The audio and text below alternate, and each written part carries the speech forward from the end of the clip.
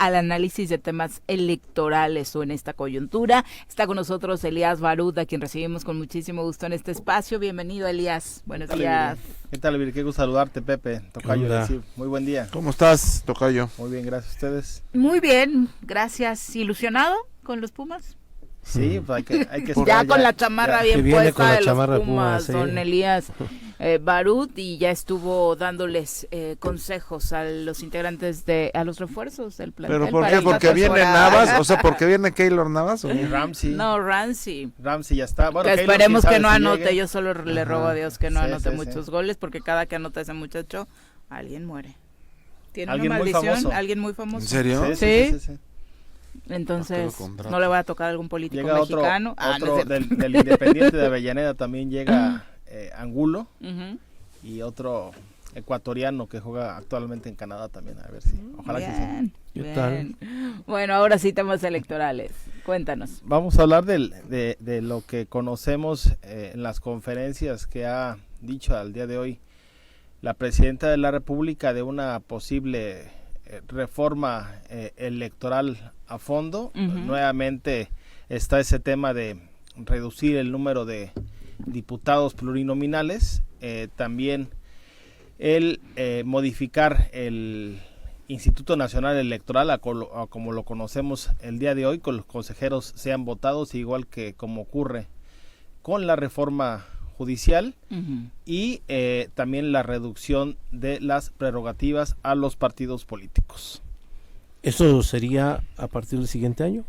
La reducción de las prerrogativas, digo. Hay que esperar primero a que se presente la iniciativa. No existe un documento todavía, pero sí nos basamos en el famoso Plan A que presentó el expresidente de la República. Pues venían prácticamente esos temas, ¿no? La conversión del INE al INEC, no venían en aquel entonces la elección de los consejeros del INE, ahora así lo ha anunciado la presidenta. Yo, al igual que con la reforma judicial, creo que no son cargos que deban someterse al escrutinio público. El tema de la reducción de los plurinominales también yo entiendo que vende mucho popularmente, pero yo no estoy de acuerdo con la desaparición ni eliminación de los plurinominales, porque son precisamente quienes dan espacio a las minorías, y hoy día muchos de los que hoy son gobiernos fueron minoría, y si no hubieran existido espacios plurinominales no hubiera sido posible que hoy se encuentren en los espacios de poder que hoy conocemos. Pero es que ese es el tema, Tocayo, lo peligroso, que si tú le preguntas a la gente, oiga, ¿usted quiere que le quiten el dinero a los partidos? Pues, ¿qué te van a decir? Sí, obviamente. Si le dices, oiga, ¿quieren que desaparezcan los plurinominales? ¿Qué te van a decir? Pero el tema es el fondo. El fondo es, por eso me dicen, es que eres un extremista. ¿Cómo? Pues ese es el camino a la dictadura. O sea, borrar, quitar el sistema de partidos, Peña lo pudo haber hecho y se lo proponían. Porque tenía la calificada. Existió la iniciativa claro, para reducir de 200 a 100. Y lo digo como es, desde el PRI se le dijo que no. Porque no se podía romper con el sistema de partidos, y estos que tanto lucharon por eso, ahora quieren destruir el sistema de partidos y de nuevo regresar al esquema de partido único. Pues le quitas tú el financiamiento a los partidos, ¿qué pasa? Le quitas tú los plurales a los partidos, ¿qué pasa? Si así... Sí. Es un tema que como bien pues dices, tendrían que hacer su trabajo los partidos para obtener eso. Pero los ahorcas, ¿no? A ver, es que vuelvo a lo mismo. Si el PRI no hubiera abierto los esquemas de participación como las pluris, como el sistema de partidos en cuanto a prerrogativas, ¿cuándo hubiera sacado todo el PRI? Pero son dos temas que, por otro lado, se traducen en un enojo constante de la ciudadanía. Son dos temas que le duelen al ciudadano. Pero es que para eso desde el porque gobierno... no ve algún beneficio en ello, ¿no? Pero desde el gobierno debe haber esa sensibilidad. Porque si tú pones los temas a mano alzada y le dices a la gente, pues obviamente te dice, bye. Pero entonces este país no hubiera tenido esa transición de hace 30 años para acá. O sea, estos son temas que de Estado. Peña, cuando regresó al PRI, tenía la calificada y hubo como dice Elías, para que veas que no te miento, hubo la iniciativa de decir, oye, les quitamos de una vez la financiación al partido, ya perdimos una vez, ya mejor ya nunca volver a perder, por eso decían, de nuevo otros 70 años, y desde el PRI se le dijo que no. En aquel entonces el presidente del partido, Ochoa, recuerdo, propuso ahí un tema de reducir de 200 a 100 los espacios de representación proporcional, pero efectivamente ante la población vende mucho el tema, Por es supuesto. decir, ve decirle a la población y tienen la idea de que el famoso pluri, no hace nada, que nadie votó por él. Pero pues creo es que tienes a Cuauhtémoc Blanco como pluri, o sea, ¿cómo sales a defender esos cargos? Pero defenderlo por el hecho de ser pluri o no ser pluri, creo que a mi juicio no es el tema. Sí entiendo que eso de que no representa a nadie es el dicho más común, pero habría que ver si ese tema de que no hace nada es para los pluris, para los uninominales, o porque yo he visto plurinominales muy activos y a otros que sí no hacen nada, y he visto gente muy votada y que también hay muchos que hacen mucho y otros que también hemos visto no plurinominales que si salen a votación la pierden y terminan mandando en las cámaras. Sí, claro. Generalmente son los pluris quienes controlan. Sí. Y hay gente de mayoría que le preguntas tú a la ciudadanía, oye, ¿usted sabe quién es su diputado? Y ni sabe quién es. Creo yo que sí están estigmatizados los plurinominales, a mi parecer, pero repito, si ahorita lo sometes al escrutinio público, lo preguntas en cualquier red, por supuesto que es avasalladora la respuesta a favor de que desaparezcan esos espacios de representación proporcional, pero repito, pero fíjate, esos espacios son los que medianamente equilibran. Pero se llama representación proporcional, representan votos, muchísimos, miles de votos. Representan al partido. Yo lo que, sí, bueno, claro. Que pero, votan por el partido. Claro, se representan al partido. Lo que digo es, a ver, en el tema del financiamiento de partidos políticos, me parece que quizá hay que bajarle el financiamiento. Pero ir a un esquema en donde les quitas todo el financiamiento, permitimos en estos momentos que nuestro país está convulsionado por el tema de la delincuencia, en estos momentos en donde desafortunadamente hablamos de narcopolítica, y no señalo a ningún partido, sino porque además podemos revisar la historia de detenciones y señalamientos hacia algunos y demás, todos. Y me parece que todos tienen ahí su colita, ¿no? Que teníamos que revisar. Me parece que quitar completamente el financiamiento a los partidos políticos desafortunadamente da la posibilidad de que reciban financiamiento que no esté claro y que no esté debidamente que sea transparente para saber quién está pagando las campañas y por qué se mueven y por qué hacen muchas actividades y demás, ¿no? Que lo hacen, que ya lo hacen, pero si permitimos eso va a ser muy muy complicado y difícil. No, si así vas a ver quiénes van a ser los candidatos. De hecho, que hay partidos políticos que son franquicias que no representan a nadie, también, y le entro al debate. Pero quitarlo de tajo me parece un error. Ojo, ahí tanto el plan A que presentó el expresidente López Obrador no proponía desaparecerlo. Y lo que retoma también hoy la presidenta también viene tendiendo una reducción, no desaparición. Hay que ver en qué medida viene eso. Pero siempre ha sido un tema constante. ¿Y si los empieza a mantener su militancia? No, y lo que dice Pepe, sí, perdón. Hay un tema ahí importante que siempre ha sido un tema insistente, recurrente, mejor dicho, de quienes gobiernan, de quien ejerce el poder, el disminuir, el aplastar a las minorías. Una reforma similar la presentó Felipe Calderón, una reforma similar la presentó Enrique Peña Nieto, y la reforma que estamos hoy conociendo, que la presentó en aquel entonces López Obrador, y hoy la retoma la presidenta. Les voy a poner un ejemplo. Sabemos que en la elección presidencial, más o menos, la elección para diputados federales, Morena tuvo, junto con sus aliados, alrededor de un 44% de la votación. Si no existieran estos espacios de representación proporcional, estamos hablando que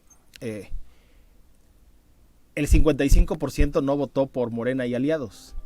Y si no existieran estos espacios, de los 300 distritos electorales que tiene nuestro país, Morena y sus aliados ganaron el 85.33% 256 distritos los ganó Morena y aliados. 256 de 300, lo que representa un 85%. Si no existieran los plurinominales, estaría reducido a solo que serían 44 diputados o el 15%. Lo importante es que esa votación no fue la que se reflejó en la urna. Claro, la votación en la urna tendría que ser, la idea es que sea lo más cercana a la realidad, es decir, la integración de las cámaras fuera lo más cercana a lo que ocurrió en la urna, es decir, que Morena y aliados tuvieran un 45% y la oposición otro tanto. Eso el día de hoy no ocurre, pero son esas cosas que también, así está la ley, y también ese mismo sistema de sobre y subrepresentación ya fueron beneficiarios en aquel entonces el PRI, y ya también fue beneficiario el PAN en su momento. Vamos a pausa y regresamos con este análisis. Bueno, ¿quién habla? El Choro Matutino, buenos días. Contáctanos, dinos tus comentarios, opiniones, saludos o el choro que nos quieras echar. Márcanos a cabina 311-6050. 8:20 de la mañana, estamos en el análisis sobre dos temas que por supuesto siempre levantan ámpula, los plurinominales y el presupuesto para partidos. Coincidíamos en que por supuesto aprobar la desaparición de ambos sería muy popular. La propuesta de la Presidenta de la República va en el sentido de disminución, no desaparición, nos decías. Por prerrogativas. Elías y Eliasip, totalmente en contra entonces el PRI de esta reforma. Del tema de habría que ver primero cómo se van a financiar los partidos. O sea, si van a abrir otro mecanismo de financiación, ¿cuál será? Porque como está ahora el tema, y lo digo abiertamente con la clara sospecha que al menos tenemos un grupo de que Morena está ligado a grupos del crimen organizado, pues ¿quién va a financiar entonces las campañas? Entonces yo estoy de acuerdo que se disminuya, y vamos a ver cómo se van a dar o cómo se va a reinventar este sistema de financiación de los partidos. Voltando a ver a otros países, la respuesta de muchos de pronto es pues que suceda y se abran las puertas, como en Estados Unidos, a un financiamiento de la iniciativa privada, o como sucede con algunos partidos en otros lugares del mundo, Europa, por ejemplo, que su militancia sea la que con sus aportaciones mantenga a los partidos. Sí, pero volvemos a lo mismo. O sea, ve con quién tienen las fotos, ve quiénes son sus abogados, ve con quién tienen nexos. Ahora a ver el viernes qué pasa. No, aquí el tema es que de pronto entonces los partidos políticos ya no tengan un interés público y tengan un interés privado. Una refresquera me va a financiar mi campaña, y yo cuando llego al Congreso del Estado voy a estar defendiendo los intereses de la refresquera. Que de todas formas sucede. O de la tabacalera. Claro, o del medio, ¿no? Está la hija de Ili. Pero es que de todas formas sucede, ¿no? Pero sí, por eso hay que tener reglas claras, nada más. En este país, claro, en el caso de los medios de comunicación, ¿no? Claro, por eso hay que tener las reglas claras. Entonces, en este momento lo que sí me parece pues preocupante es que ahora que tienes el poder, ¿no?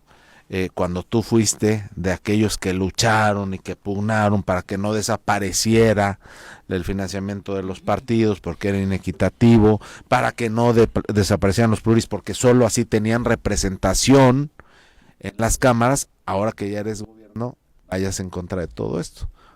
Que no, o sea, si te ves y si lo ves en otras partes del mundo, pues así opera en tiempos cuando amigos, ¿no? ¿Cuándo se decide, Elías? ¿Cuándo inicia la discusión?